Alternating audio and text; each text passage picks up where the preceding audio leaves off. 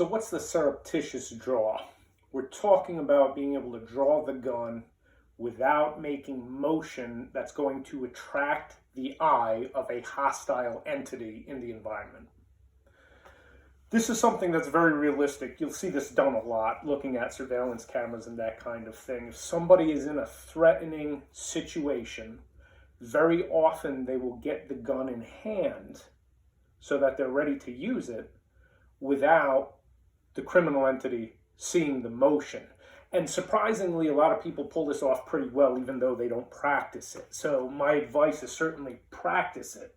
This is a draw stroke you should know how to do. So when we talk about minimizing motion, we're talking about eliminating the kind of movements that catch the human eye and that also tell that you're going for a gun, right? This kind of stuff, certainly this kind of stuff, we're going to phase out those gross motor movements. So obviously, if somebody is staring right at you, you're not going to be able to covertly draw the gun, right? However, if they're busy doing other things in the environment, like waving a pistol in the clerk's face, that kind of thing, maybe they've glanced at you back and forth, but they're not looking right at you, you're going to have the option to get that gun in hand possibly. Now, you might wonder, what are the benefits of actually getting the gun in hand? Should we even bother with that? I'll give you an example of what I mean. Some law enforcement institutions have actually done studies where they've looked at the ability of police officers to bring the gun on target and make a first shot from that carry position that we see them sometimes use when they'll take the gun out of the holster and have it behind their leg.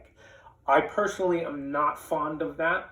I think that has very little realism for the armed citizen, at least, even for police officers. What they have found, though, is going from that position on target as compared to a draw from the holster is not that different. In fact, if your draw from the holster is good, it tends to be slower. So you may say, why would I do a surreptitious draw anyway to actually have the gun in hand if I get really good with my draw stroke from the holster? It comes down to the fumble factor, right? Especially if you're in a circumstance, let's say you're sitting at a table where maybe you have the ability to covertly get the gun in hand. Would you want to do your regular draw stroke? If you need it all at once, you need that very fast draw to first shot on now a threatening criminal entity that is, has turned on you or another innocent party in the environment where we might be very compromised if we're tucked in. Maybe we have people on the sides of us, again, sitting at a table, sitting at a bar, standing somewhere in a public place where we're pressed up against the wall. Certainly those environmental factors can foul your perfect draw that you have on the square range. So I would say, yes, there is a very realistic role for having a surreptitious draw so that you can get the gun in hand should you need it in that kind of situation. All right. So we're going to look at this from, again, our primary locations for standard carry, our primary carry functions, either strong side hip or appendix position. Let's start with strong side. Obviously, if the hostile entity is looking right at you, whether we're talking about appendix or strong side carry, we can't covertly draw the gun. No matter what we do, our hands are going to be visible. However, the real benefit of strong side pertaining to a surreptitious draw is going to be if you can blade away from the threatening individual, right? You can conceal the motion of the hand. And this is easier said than done. I find that the appendix position gives you more options for surreptitious draw. That's one of the reasons I favor it. However, again, strong side can really work well if you have the option to be bladed with your dominant side away from the criminal element. So this is what we're going to do. To be able to covertly draw the gun without drawing the eye of a hopefully distracted bad guy, we need to minimize motion.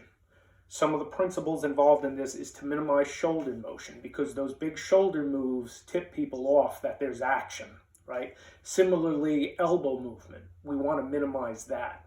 Now with strong side, we must bend the elbow to some extent to get to the gun. However, what we're going to do for surreptitious draw is essentially the opposite of what we've looked at for a good strong side draw, which typically involves a motion of pulling the elbow rearward. That's more efficient when we go for an actual draw stroke of the gun. Similar to using a pool cue, right? That is simply more ergonomic. We don't want to come way out with our regular draw. We don't do this to draw the gun. However, the exception is going to be the surreptitious draw. Because if we have bladed towards the enemy, right, they only see our support side. If I go for that regular draw stroke, what are they going to see? They're going to see all elbow happening, right? So what we want to do to make this happen discreetly is we want to go for the Superman pose, right? Think Christopher Reeve's Superman. If you're about my age or older, you know that's the only real Superman, right? So the Superman pose. And how do we get into that? We simply lift our elbows up to our hips. And if we do that with only our dominant hand while we're bladed away from the adversary, notice what we see. Not much, right? Now, this isn't perfect, but obviously such a circumstance is not going to be perfect, right? But if we go for that Superman pose where we are lifting our elbow high, right, directly out to our side instead of rearwards, we can conceal the motion. So to access the gun, what I find most effective for this is with your fingers, okay, with your index finger, just drag the hem of that garment up, whether it's closed front or even if you had an open concealment garment, open front, you would still want to use this technique. We wouldn't want to sweep from the front in this circumstance. So we're going to drag the hem up, doing our Superman pose with our elbow, and we're going to clear that gun, and again, maintaining the Superman pose, I'm going to access the grip of that gun. Now you'll notice ergonomically, okay, if we just want to flatten our hand out now on the grip, we're going to do this, which we don't want to do. So really it's a matter of getting to the top of the back strap, come down on it, okay, and do your best to now access that grip, taking a full firing grip, but keeping our elbow oriented outwards. So watch what happens if we're bladed away from the threat, and we can maintain that Superman action with our elbow. Okay, you might see a little bit, but main thing, it's not going to be perfect, but we want to minimize movement, right? And we want to access that grip. So likely, we might want to get the gun in hand and bring it back to our side. Again, something I'm typically not fond of, but this might be the one exception for that, because now, of course, I have the gun in hand, right? So if things go down, I'd rather start from here in a situation like this where my draw stroke might be easily fouled. Okay?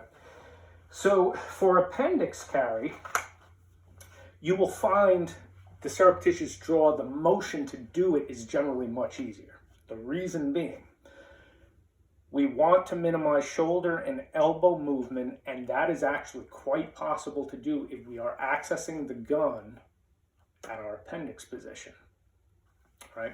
So shoulders, we want to keep them still. Elbows, keep them pinned to your side. Consider when this would actually work. It won't work if we're looking right at an enemy, okay, who's looking at us with gun in hand. We don't want to do this.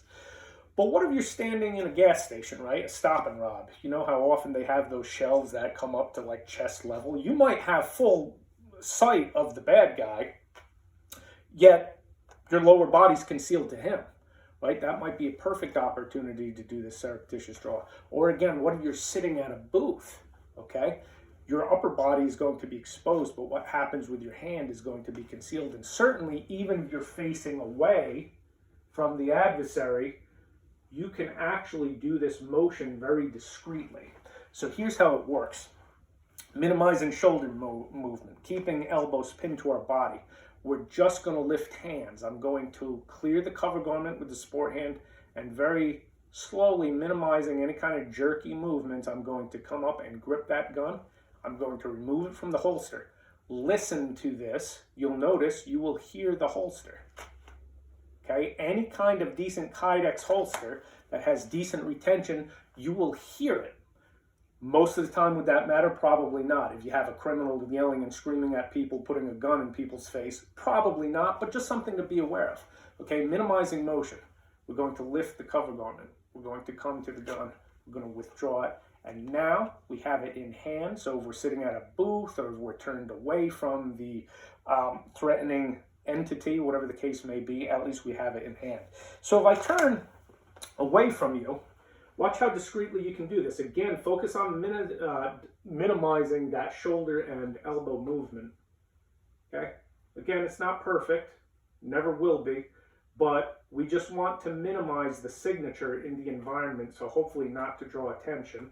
And now, of course, if things go down, the gun is in my hand, eliminating the possible fumble of the actual draw stroke. So those are the principles that we're going for with a surreptitious draw. This is the kind of thing to practice with a blue gun at home, when you're sitting, when you're in a compromised position, whatever the case may be. This is a very valuable skill, so let's work on it.